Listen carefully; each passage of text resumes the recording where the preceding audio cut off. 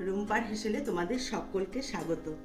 আমি আবার চলে এসেছি আজকে নতুন আরেকটি রেসিপি নিয়ে। আজকের রেসিপি হচ্ছে খুবই মুখরোচক একটি সবজি, যেটা খেতে সকলেই পছন্দ করে। এটা হচ্ছে কচুর শাক। আজ আমি কচুর শাক নিরামিষভাবে রান্না করে তোমাদেরকে দেখাবো। তাহলে চলো দেখে নেওয়া যাক আমার এই আজকের রেসিপিটি। দেখো, গ্যাস ধরিয়ে আমি কড়াই বসিয়ে দিয়েছি। কড়াইতে অল্প একটু জল দিয়ে দিয়েছি। আমি এর মধ্যে দিয়ে দেবো লবণ, কেন প্রথমে আমাকে কচুর শাকটা ভাপিয়ে নিতে হবে। এই যে দেখো, এর মধ্যে কাঁচা লঙ্কা আছে। জলের মধ্যে কাঁচা লঙ্কাটা দিয়ে দিয়েছি।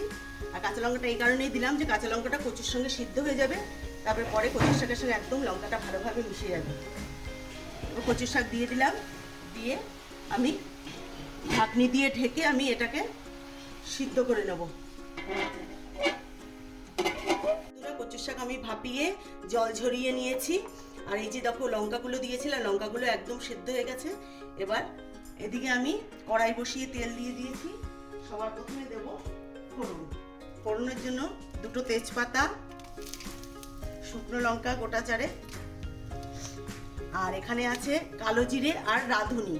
রাঁধুনি বলতে আমি জানি না তোমরা কি নামে জানো, জোয়ানের মতন দেখতে হয়, রাঁধুনি দিয়ে দিলাম। এবার আমি এর মধ্যে দেব পুরানো ফ্রেশ নারকেল।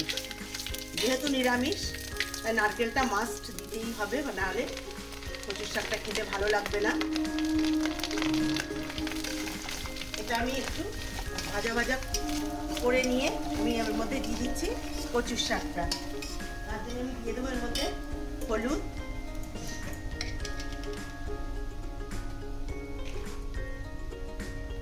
আর দেব স্বাদ অনুযায়ী লবণ। লবণটা আমি সিদ্ধ করার সময় দিয়েছিলাম, তাই বুঝে দিতে হবে। তাহলে বন্ধুরা, আমার এই রেসিপিটি যদি তোমাদের ভালো লেগে তাহলে অবশ্যই বাড়িতে একবার ট্রাই করবে।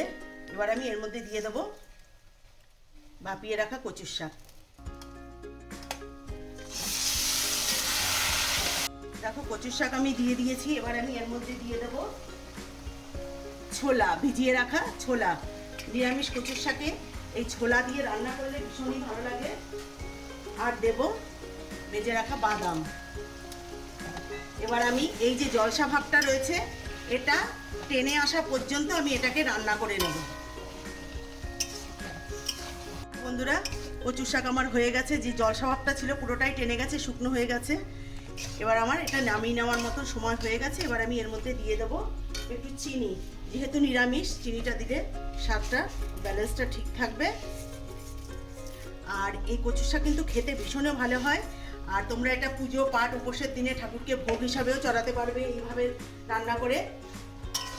আর বন্ধুরা, তোমাদেরকে একটা কথা বলি, তোমরা কিন্তু আমি যখনই কোনো ভিডিও দিচ্ছি সেই ভিডিওগুলো কিন্তু তোমরা প্রথম থেকে শেষ পর্যন্ত দেখবে, ছেড়ে চলে যাবে না, এটাই আমার অনুরোধ রইল। দেখো, কচুর শাক আমার হয়ে গেছে। এবার আমি এটা নামিয়ে তোমাদেরকে আবার দেখাচ্ছি। দেখো, আমি নামিয়ে নিয়েছি।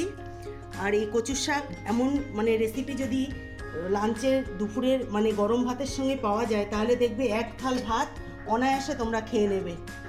আর বন্ধুরা, আমার এই ভিডিওটি যদি তোমাদের ভালো লেগে থাকে তাহলে লাইক, শেয়ার, কমেন্টস তো করবেই।